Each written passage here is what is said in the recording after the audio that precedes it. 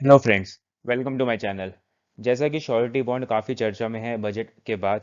हर कोई जानना चाहता है कि श्योरिटी बॉन्ड होता क्या है, इसके क्या फ़ायदे हैं, इसमें क्या रिस्क है। तो हम इस वीडियो में इस सब के बारे में जानेंगे। सबसे पहले देखते हैं कि ये न्यूज़ में क्यों है। बजट 22-23 में ये ऐलान किया गया था कि बैंक गारंटी के सब्स्टिट्यूट में हम श्योरिटी इंश्योरेंस बॉन्ड का भी इस्तेमाल कर सकते हैं। और दूसरी बड़ी खबर ये थी कि इरडा, जो कि insurance regulatory and development authority of India है, उन्होंने गाइडलाइंस रिलीज की हुई है श्योरिटी इंश्योरेंस कॉन्ट्रैक्ट्स के प्रति। और ये कहा गया है कि 1 अप्रैल 2022 से इसका लागू होगा। तो सबसे पहले जानते हैं कि श्योरिटी बॉन्ड होते क्या। बेसिकली ये एक लीगल एग्रीमेंट है तीन पार्टियों के बीच में, the lender, the trustee and the guarantor. होता क्या है, सरकार को कुछ काम करवाना होता है, जैसे कि कोई रोड बनवाना हो, तो वो उसके पास में आते हैं ढेर सारे कॉन्ट्रैक्टर्स। कोई कहता है हम 10 दिन में बना देंगे, 15 दिन में, महीने भर में। तो अब सरकार किसकी बात माने, और क्या गारंटी है ये काम इतने दिन में कर देता है। तो फिर सरकार बोलती है कि आप एक बॉन्ड लिखवा के लाओ। तो फिर कॉन्ट्रैक्टर जाता है इंश्योरेंस कंपनी के पास। तो इंश्योरेंस कंपनी को कहेगा कि एक पेपर पे लिख के दो कि आप गारंटी लेते हो कि हम ये सारा काम इतने दिन में कर देंगे, इतने पैसों में कर देंगे। तो फिर इंश्योरेंस कंपनी उसके लिए एक बॉन्ड देती है जिसका नाम है श्योरिटी बॉन्ड। और ये दावा करती है कि हम गारंटी लेते हैं कि ये कॉन्ट्रैक्टर इतने दिनों में आपका काम कर देगा। तो कॉन्ट्रैक्टर वो श्योरिटी बॉन्ड सरकार को दे देता है। इससे सरकार को एश्योरिटी मिल जाती है इंश्योरेंस कंपनी के द्वारा कि अ, वो कॉन्ट्रैक्टर आपको ये पूरा काम करके दे देगा। अगर नहीं किया तो उसके लिए इंश्योरेंस कंपनी लायबल होगी। तो ये है श्योरिटी बॉन्ड आसान भाषा में। इसकी डेफिनेशन क्या है?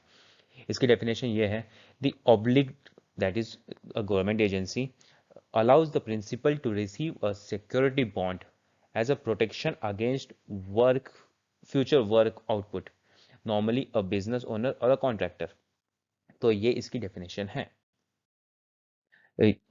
फिर से वही समझाया हुआ है। श्योरिटी बॉन्ड, प्रिंसिपल जो कि कॉन्ट्रैक्टर होता है, वो श्योरिटी बॉन्ड लेता है श्योरिटी से, जो कि आपका इंश्योरेंस कंपनी होती है, और उसे दिया जाता है ऑब्लिक को, जो कि सरकार होती है। इसके क्या फायदे होते हैं? इससे सबसे बड़ा फायदा, इससे इंफ्रास्ट्रक्चर में बूस्ट आएगा।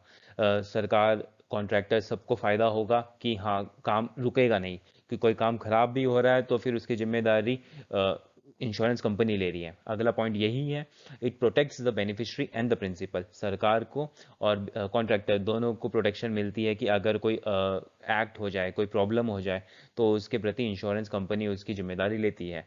इसमें इससे लिक्विडिटी भी बढ़ती है और फंडिंग की रिक्वायरमेंट भी कम होती है।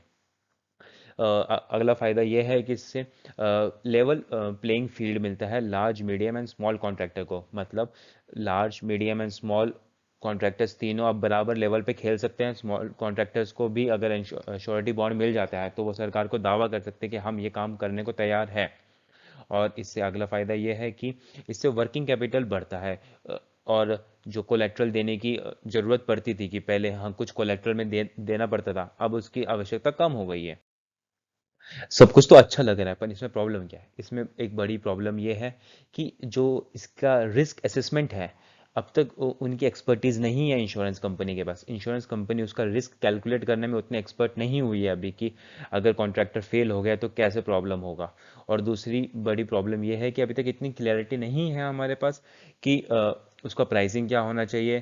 क्योंकि इंश्योरेंस कंपनी को तो पैसा मिलने वाला है, तो अब उसका प्राइसिंग कितना होना चाहिए श्योरिटी बॉन्ड का, क्या क्या रिसोर्सेज अवेलेबल है जो कि कॉन्ट्रैक्टर डिफ़ॉल्ट में रख सकता है। तो ये दो बड़े रिस्क हैं अभी इसमें। तो ये सब था आपका श्योरिटी बॉन्ड के बारे में। आइए चलिए थोड़ा देखते हैं इरडा के बारे में। IRDA is a insurance regulatory and development authority of India. ये एक स्टैट्यूटरी बॉडी है जो कि एस्टैब्लिश की गई थी पार्लियामेंट के एक्ट के द्वारा। जो एक्ट का नाम है insurance regulatory and development authority act 1999। और इसकी जिम्मेदारी क्या है? बेसिकली ये इंश्योरेंस इंडस्ट्रीज की डेवलपमेंट और रेगुलेशंस का काम करती है। इसका हेडक्वार्टर है हैदराबाद में। हैदराबाद से पहले इसका हेडक्वार्टर होता था दिल्ली में। इसके फंक्शंस क्या है इरडा के? ये प्रोटेक्ट करती है right of the policy holders, policy holder के राइट्स को प्रोटेक्ट करती है। ये रजिस्ट्रेशन सर्टिफिकेट देती है इंश्योरेंस कंपनी को। ये रेगुलेशन क्रिएट करती है पॉलिसी होल्डर के इंटरेस्ट को प्रोटेक्ट करने के लिए। तो इस वीडियो में इतना ही।